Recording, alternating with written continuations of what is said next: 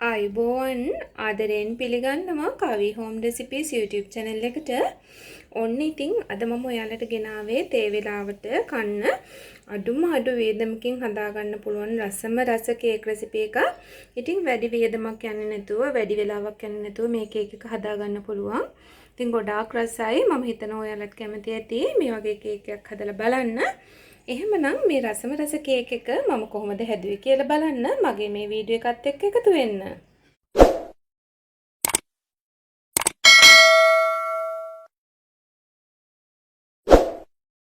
සීනි ග්‍රෑම් 100ක් අරගත්තා. ඒ සීනි ග්‍රෑම් 100න් මේස හැඳි දෙකක් දාලා මම සීනි ටික කැරමල් කරගන්නවා. සීනි ටික ලස්සන පාටක් එනකන් කැරමල් කරගන්න ඕන. මම හැන්දක් පාවිච්චි කරන්නේ නැතුව තමයි සීනි ටික කැරමල් කරගන්නේ. මේ සීනි කැරමල් එකට දැන් එකතු කරනවා වතුර, තද උණු වතුර අඬු කෝප්ප භාගයක්.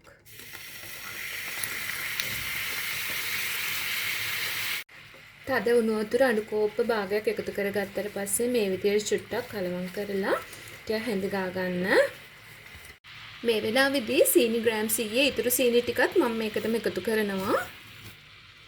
එකතු කරලා මේ විදිහට සීනි ටික හොඳින් දිය වෙනකන් හැඳ ගා ගන්නවා. ඊළඟට මම මේ පැණියකට එකතු කරනවා පොල් අඩලයක ගාගත්තු පොල්.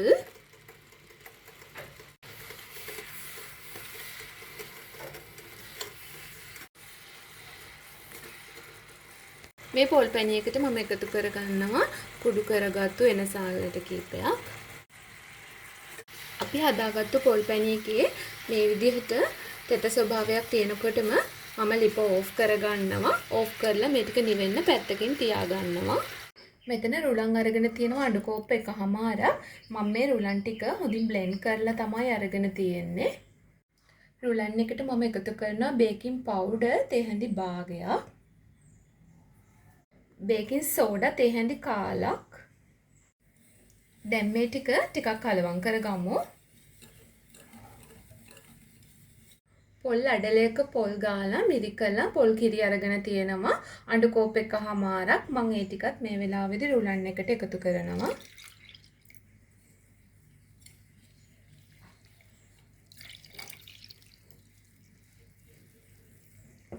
එකතු කරලා මේ විදිහට හොඳින් කලවම් කරගන්නවා. දැන් මේක හොඳට කලවම් කරගන්න ඕන. මේ මිශ්‍රණයට පාන් පිටි මේස හැදි දෙකකුත් එකතු කරලා හොඳින් කලවම් කරගන්න.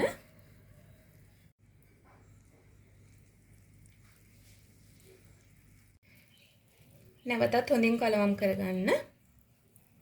ඊළඟට අපි හදාගත්තු පොල් පැණියක දැන් හොඳින් නිවිලා තියෙන්නේ. ඒ ටිකත් මම මේ මිශ්‍රණයටම එකතු කරගන්නවා.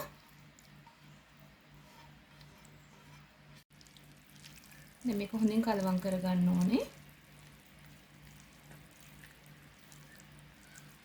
ඔයිල් පේපර් එකක් දාලා මම ට්‍රේ එකක් ලෑස්ති කරගත්තා. අපි දැන් හදාගත්තු මිශ්‍රණය ට්‍රේ එකට දාගමු.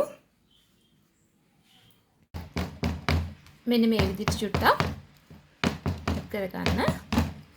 මම අද මේ කේක් එක හදාගන්නේ ලිපේ තියන්න පුළුවන් මේ වගේ ලොකු භාජනයක් අරගෙන මේ විදිහට රැක් එකක් දාලා ලෑස්ති කරගත්තා. ඔන්න මම කේක් එකත් ලිපේ තියාගත්තා. මම දැන් මේක පියනකින් වහලා හරියටම පැය භාගයක කාලයක් මේක බේක් කරගන්නවා. ඔයාලට පුළුවන් ස්ටීමර් එකේ ස්ටීම් කරගන්නත් මේ කේක් එක බේක් කරනව වෙනුවට. ඔන්න දැන් හරියටම පැය භාගයක කාලයක් ගියා. අපි දැන් බලමු අපේ කේක් එක කොහොමද කියලා. කේක් එක බේක් වෙලාද තියෙන්නේ කියලාත් බලමු.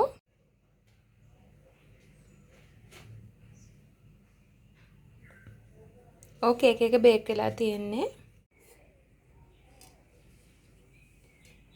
අපි බලමු දැන් කේක් එක.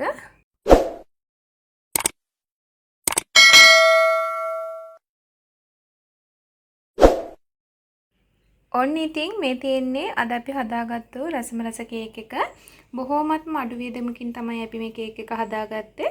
ඉතින් ඔයාලත් උත්සාහ කරලා බලන්න ගෙදරදී තේ වෙලාවට කන්න මේ වගේ කේක් එකක් හදන්න. දැන් කේක් ගොඩක් ගණන්නේ කඩවල වල. එහෙනම් ඔයාලත් හදලා බලන්න. බලලා මගේ මේ වීඩියෝ එකට කමෙන්ට් එකකින් කියන්න කොහොමද රසයිද කියලා. ඒ වගේම තාමත් මගේ channel එක subscribe කරපු නැති යාළුවෝ subscribe කරන්නත් අමතක කරන්න එපා හොඳේ. ආයෙමත් එහෙනම් අලුත් වීඩියෝ එකකින් රසවත් වීඩියෝ එකකින් නැවතත් හමු වෙමු. හැමෝටම තෙරුවන් සරණයි.